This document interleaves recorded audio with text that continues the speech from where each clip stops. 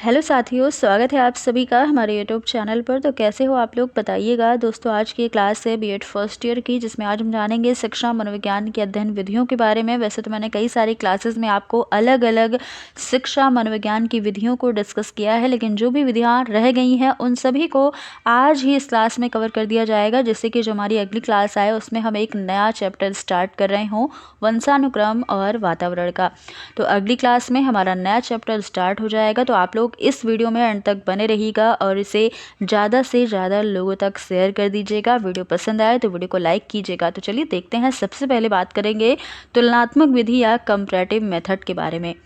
जैसे कि आपको नाम से ही ज्ञात हो रहा है, तुलनात्मक विधि या कंपैरेटिव मेथड, तो इसमें क्या होगा, कंपेयर किया जाएगा या फिर तुलना की जाएगी। तो किससे तुलना की जाएगी? सबसे पहले पशुओं के ऊपर प्रयोग किया जाता है इसमें, और उसके बाद जो निष्कर्ष निकलता है उन प्रयोगों से, उन्हीं का तुलना की जाती है, उन्हीं की मनुष्य के व्यवहार से या मानव के व्यवहार से निष्कर्षों की तुलना की जाती है।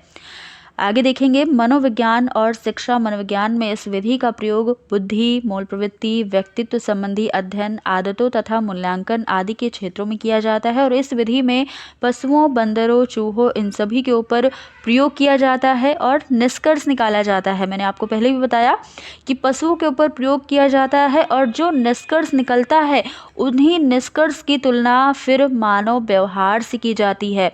सीखने के लगभग सभी नियम चूहे, बिल्ली, चिंपैंजी आदि के ऊपर किए गए प्रयोगों के आधार पर बनाए गए हैं। तो सीखने के नियम जो हैं वो पशुओं के ऊपर प्रयोग करके ही बनाए गए हैं, जो कि हम आगे पेपर सेकंड में ही पढ़ेंगे।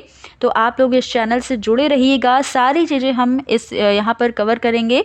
आगे देखिएगा, पशुओं के व्यवहार से तुलना करके मानव व्यवहारों को समझने के कारण ही इस विधि को तुलनात्मक विधि कहा गया है। तो ये था तुलनात्मक विधि। आगे देखेंगे तुलनात्मक विधि के गुण कौन कौन से हैं और इसके दोष क्या क्या हैं। तुलनात्मक विधि का गुण क्या है कि इस विधि के प्रयोग से शिक्षा मनोविज्ञान को काफ़ी लाभ हुआ है। तो ये एक गुण ही है। जैसे कि थॉर्नडाइक ने बिल्लियों, चूहों आदि पर प्रयोग करके एक सिद्धांत निकाला, प्रयत्न व भूल का सिद्धांत। और ये सिद्धांत क्या हुआ कि बच्चों के सीखने में इस सिद्धांत का प्रतिपादन किया किसने? थॉर्नडाइक महोदय ने। आगे देखिएगा, पशुओं और अन्य जीवों पर किए गए प्रयोगों मानव व्यवहार को समझने के लिए पूर्व अर्जित ज्ञान की भूमिका निभाते हैं। ये भी क्या है? एक गुण है। अब देखिएगा, कुछ सीमाएं हैं इस विधि की, तुलनात्मक विधि की। तो पहली सीमा ये है कि मनुष्य तथा पशु में स्पष्ट अंतर होने के कारण पशुओं के ऊपर बनाए गए नियमों को यथावत मनुष्य के ऊपर प्रयोग नहीं किया जा सकता है।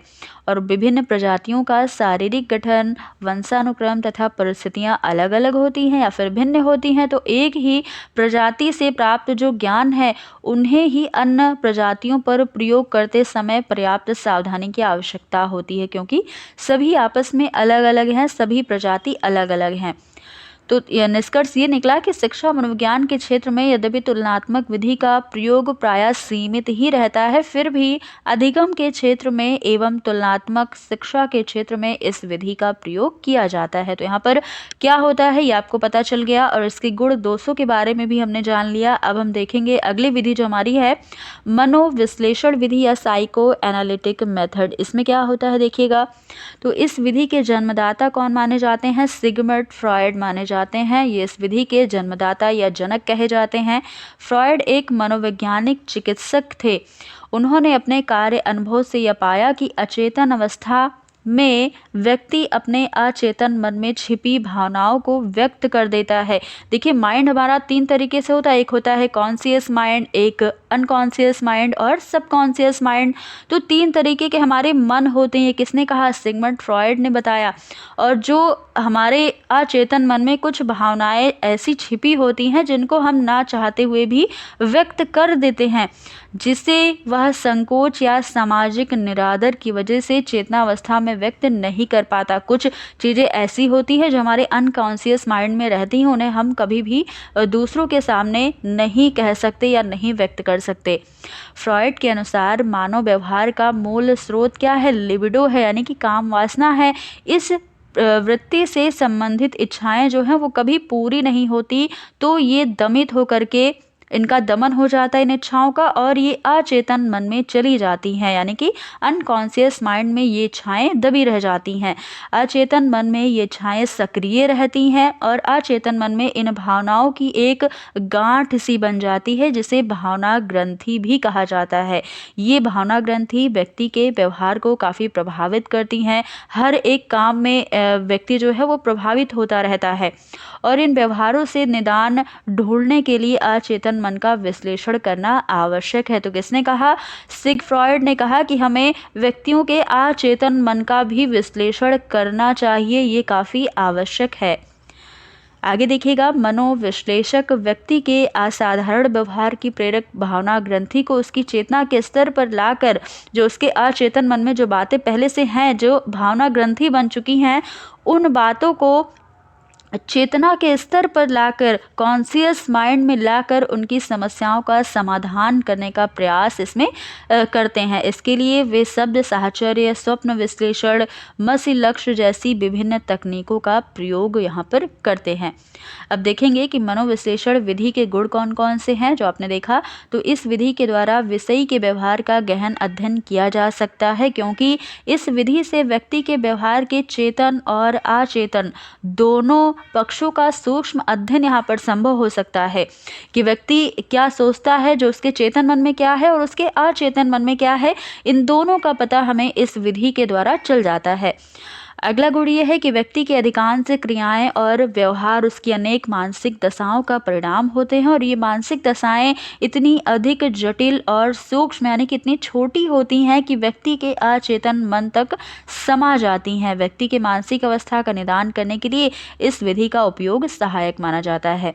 अध्ययनकर्ता प्रयोज्य से ऐसा विश्वसनीय संबंध बना लेता है, इतना गहरा संबंध बना लेता है जो व्यक्ति का अध्ययन कर रहा होता है, कि जो व्यक्ति है वो अपनी बातों को छिपाने के बजाय अपने आप ही बता देता है अध्ययनकर्ता को। तो ये यहाँ पर फायदा होता है। ये क्या है? इस विधि का एक गुण माना जाता है। आगे देखिएगा, मनोविश्लेषण विधि की सीमाएं। तो यहाँ पर मनोभौतिकी लिखा हुआ है, लेकिन क्या होगा? मनोविश्लेषण होगा, ये आपको ध्यान देना है।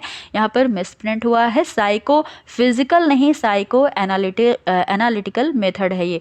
तो इसकी सीमाएं ये है कि इस विधि का प्रयोग केवल सुयोग्य एवं प्रशिक्षित मनोविश्लेषक ही कर सकता है। जो पढ़ा लिखा है वही इस विधि का प्रयोग कर सकता है किसी के ऊपर, और इस विधि से प्राप्त आंकड़ों व तथ्यों की जांच नहीं की जा सकती।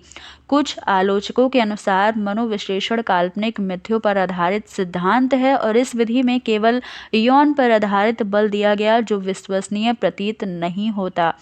और इस विधि से प्राप्त तथ्यों की आंकिक व्याख्या भी नहीं की जा सकती, कि कितनी चीज़ें या फिर कुछ हम इसमें अंक कुछ ज्ञात नहीं कर सकते, कोई भी व्याख्या नहीं कर सकते आंकिक रूप से। इसलिए इस विधि की बहुत सारी सीमाएं हैं, जो आपने देखा। शिक्षा के क्षेत्र में मानसिक विकारों और भावना ग्रंथियों से ग्रस्त बालकों की मनोदशा का पता लगाने और फिर उसका उपचार करने की उपयुक्त विधि ये मानी जाती है, मनोविश्लेषण विधि। शिक्षा के क्षेत्र में तो इस विधि का और भी अधिक प्रयोग यहाँ पर और भी अधिक महत्व है, और भी अधिक प्रयोग होता है। और इन विधियों के प्रयोग के लिए मनोविज्ञान का ज्ञान और इन विधियों के प्रयोग में प्रशिक्षित होना या पढ़ा लिखा होना भी आवश्यक है।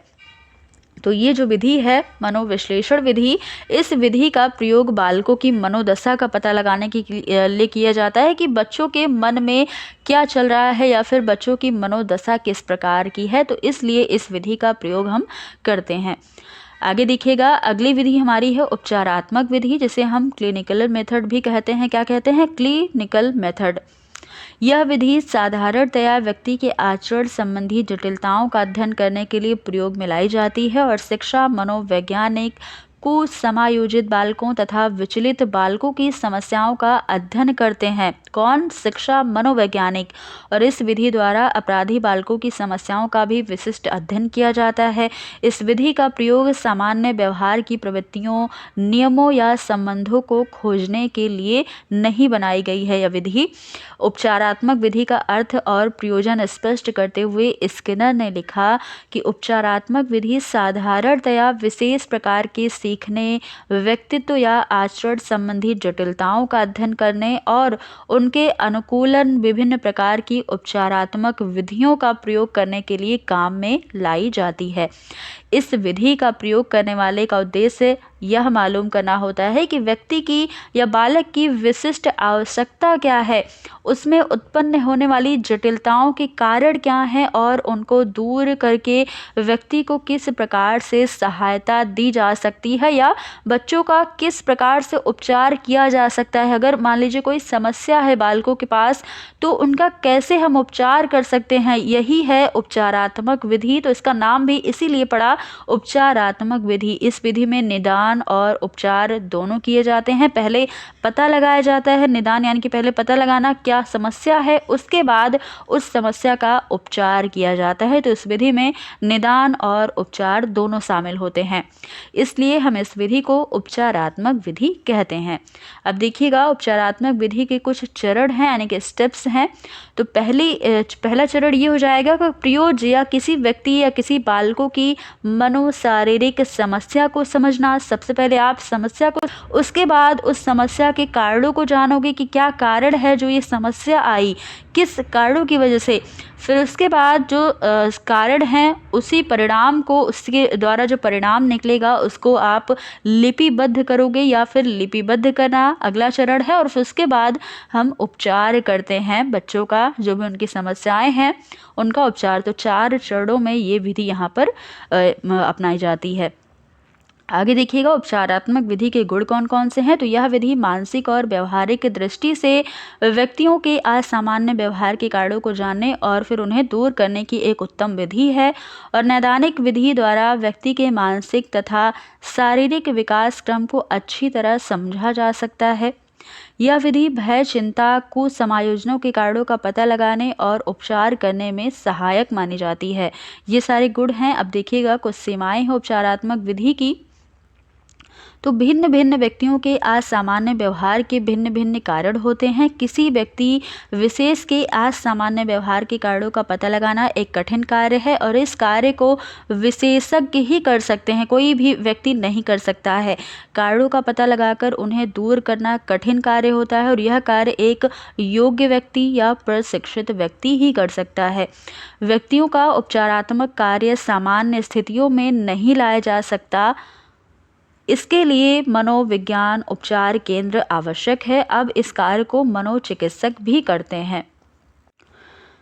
तो दोस्तों ये थी आज की हमारी विधियाँ, जो भी विधियाँ रह गई थी उन सभी को यहाँ पर कवर कर लिया है। तो अगली हमारी जो क्लास होगी उसमें हम नया चैप्टर कवर करेंगे। तो आप लोग इसी तरीके से वीडियो को पूरा देखिएगा और इस वीडियो को ज़्यादा से ज़्यादा शेयर कीजिएगा। अब अगर वीडियो पसंद आई तो वीडियो को लाइक ज़रूर कीजिएगा। तो फिर मिलते हैं अगली क्लास में कुछ नए टॉपिक के साथ। तब तक के लिए धन्यवाद।